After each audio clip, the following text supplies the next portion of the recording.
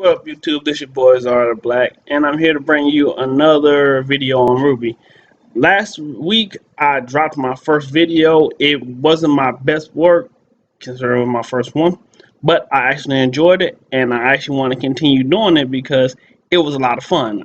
Now, some people just think, if he did it one time, it's a fucking joke. No, I actually want to keep doing it because it was that much fun. But today, I'm going to bring you the topic of this video. I always like looking at characters because they're fucking cool. And I was thinking about the characters of RWBY, how awesome they are.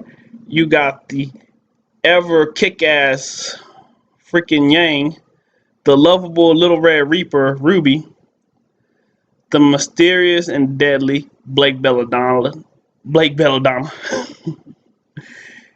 and the heiress Weiss. And then I got to thinking, with so many beloved, interesting, and really, really cool characters, ships are often formed between said characters, like Bumblebee, White Rose, Freezer Burn, Ladybug. Those are just examples of the many, many ships that have come since RWBY has become a thing, since RWBY has become such a worldwide phenomenon. Today, I decided to take the time out of my schedule to bring you the top 5 ships, in my opinion. Now, keep in mind, this is opinion based, meaning that if your favorite ship doesn't make it on, that doesn't mean I don't like it. It just means that I think that these ships have more potential than others. And with that being said, let's get it cracking. And to kick off this top 5, we have none other than the pairing of Black Sun, the romantic relationship between Blake Belladonna of Team RWBY and Sun Wukong of Team Sun.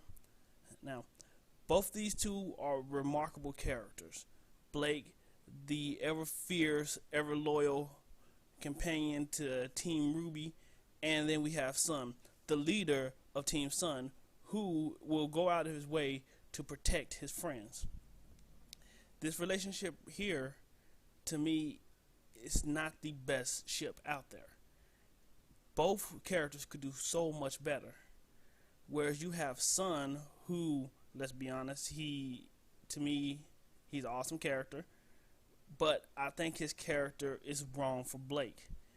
Blake is like Sun, but I think their like for each other is based purely on the fact that they're both honest. Now, if it was anyone else, I actually wouldn't have a problem with this, but it seems to me that they're kind of pushed together in a way that is bad for both characters. Yes, I can see that Sun could be a good match for Blake and vice versa, but as I said, with them both being fondness and that being the main driving point, this relationship would not work well. Here's why. Blake, as we all know, spent her entire life being raised in the White Fang, meaning that she might have never been in a romantic relationship with anyone in her life. So when it comes to people like Sun, who are all sunshine and rainbows, who probably has a different girl on his arm every other month, if the posters and stuff are to believe about their fangirls, then Blake herself might have trust issues with being in a relationship with someone like that. I don't see Sun as the type who would cheat on a girl, but at the same time, I don't think Sun is infallible. I don't think he as a male could resist the temptation like a lot of other males would. I think Blake would actually be good enough to keep him in line, but with Blake's issues in the past, as we see her trust waning in her teammates, Yang, and eventually in Adam, I think Blake would end up either leaving Sun or, more likely, just disappearing from his life altogether. Down the list, number 4, we have the ice cold heiress, Weiss, and the hot-headed Yang Xiaolong of Freezer Burn. Now, as a pair, these two are complete polar opposites. One hot-headed, the other cold as ice. One fun-loving, the other one rigid as all hell. But a relationship between these two is possible. They say that opposites attract, and these two are as opposite as it freaking gets. One all about finesse, the other all about brute strength. In the battle together, they are a team that is so hard to beat. Like, so freaking hard to beat. My thing about this pairing is that Weiss is the heiress to the Schnee Dust Company. She is expected to maintain a level of perfection. As we have seen, she wants to be perfect. And I think that Yang is one of the few people who could probably, maybe, get her to thaw a little bit. Drop that ice cold persona that she is well known for. And maybe, just maybe, Weiss at the same time can maybe get Yang's hot-headedness to chill out a little bit. The only real problem I can see with this pairing is that neither one of them is a person who is willing to back down from someone, regardless of who or what it is.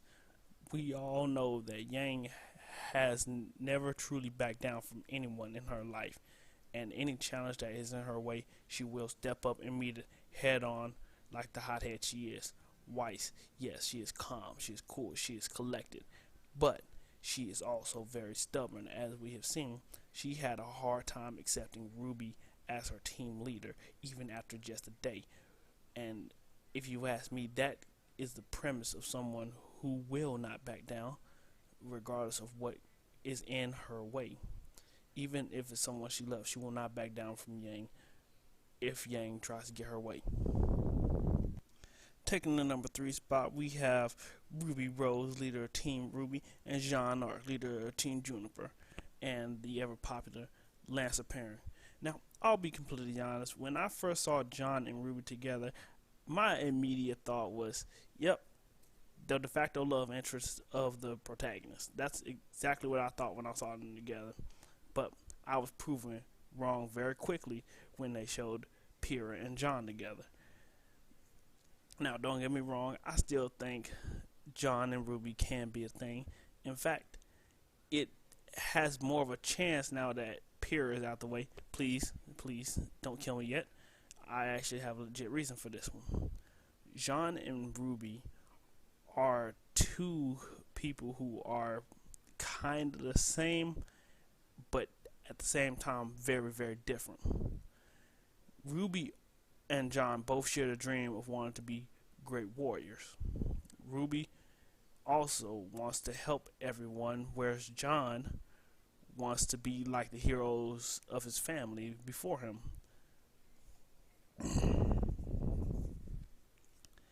Jean has the potential to be the greatest hero in the world, and RWBY has the potential to become the best huntress in the world.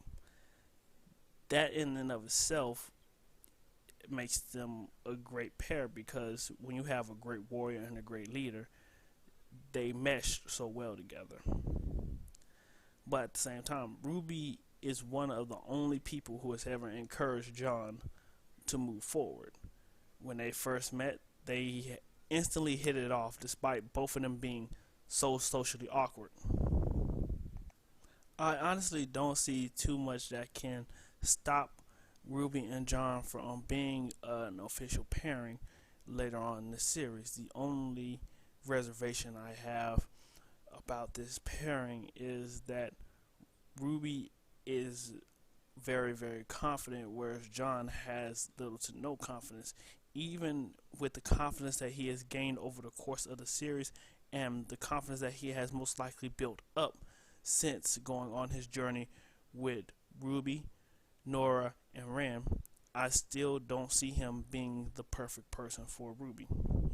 Maybe in the future it might be a thing, but until then, I say we move on to number 2.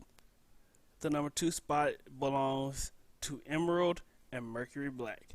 I can't pronounce Emerald's last name for shit, so I'm not even going to try. This is the romantic pairing. I think it's called Mercury, I'm not 100% sure, but it's the romantic pairing between Emerald and Mercury. These two characters have some of the best chemistry in the show to me. They are literally the definite. They are literally the probably best tag team in the entire show.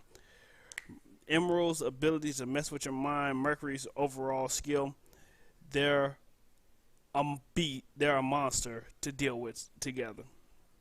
But aside from their combat prowess, them as a couple is actually pretty funny because they have some of the best and hilarious moments in the show. Initially, yes, I think that Emerald may have had some hate for Mercury, but I think that she actually sees him as a trusted comrade, if anything else. Yes, they have banter. Yes, she does mess with him, but at the same time, I think that's just how they are together. Okay, so they are a decent couple, but the only thing I see standing in the way of them actually becoming an official couple is Cinder. The only reason I say that is because Cinder seems to have some kind of hold over Emerald. Emerald has shown that she is obsessed. Emerald has shown that she will follow Cinder to the depths of hell. She has shown that despite any abuse, be it physical or verbal, that Cinder will put her through, Emerald will follow Cinder's orders to the T. Now, we see that Mercury, he is not as willing to follow Cinder's orders to the T as we saw during the events of P versus P. He actually broke an order Cinder gave him to stay out of sight. But by that point, it didn't really matter. Anyways, as I was saying, Emerald and Mercury, a top contender to be an official canon pairing in my book, and I'm actually hoping that they make this one official. Before we get to the number one slot, I thought we'd take this time to show you some honorable mentions that were good but didn't quite have what it takes to make it onto the list.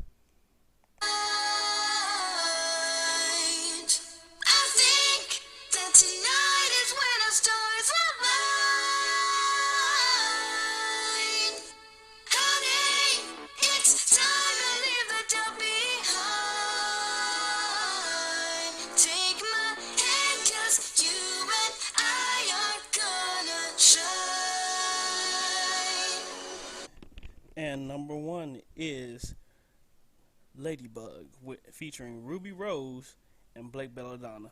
Now, honestly, this was actually a pretty tough decision for me because this is actually one of my top two pairings. I won't reveal what my second pairing is for obvious reasons, but the reason I picked this one is because Blake and Ruby are a perfect balance to each other as far as I'm concerned. Blake will balance out Ruby's immaturity, and Ruby can bring out what Blake has locked away for many years. All the negativity that she's experienced in her life, Ruby can take it and put it somewhere in the corner and say, Blake, forget about it. That's in the past. This is the future. I truly believe that Blake and Ruby are the pairing. Now, for me, yes, Yang is my favorite character, but Blake and Ruby together are a team like we haven't seen. As I said earlier, Blake's maturity could easily help corral Ruby's rambunctious attitude that she has, while at the same time, Ruby could bring out everything in Blake that she has quashed downwards while working in the White Fang and with Adam. The only real obstacle I see with this pairing is that Yang and Blake being partners would probably cause a conflict of interest. Same with Ruby being the team leader. And we all see how protective Yang can be of Ruby. While Yang wants Ruby to grow, she is also very, very protective of her. And with that, those are my reasons for these five being here. And with that, that's my top 5 ships from RWBY. Like, hate, it happens. I'm not gonna have everyone's favorite up there, and not everyone is gonna agree with my list, but that's the list I have, and I enjoy the list I have. I mean, yeah, sure, some people got honorable mention, some didn't, but like I said, at the end of the day, everyone's gonna have their own opinions about what goes on and what I'm saying. So, and with that, Zara the Black is gonna be out. Oh, also, I almost forgot. I'm a writer off on fanfiction.net. If you have a time, swing by, check out my stories. You may like them. And with that, I'm out.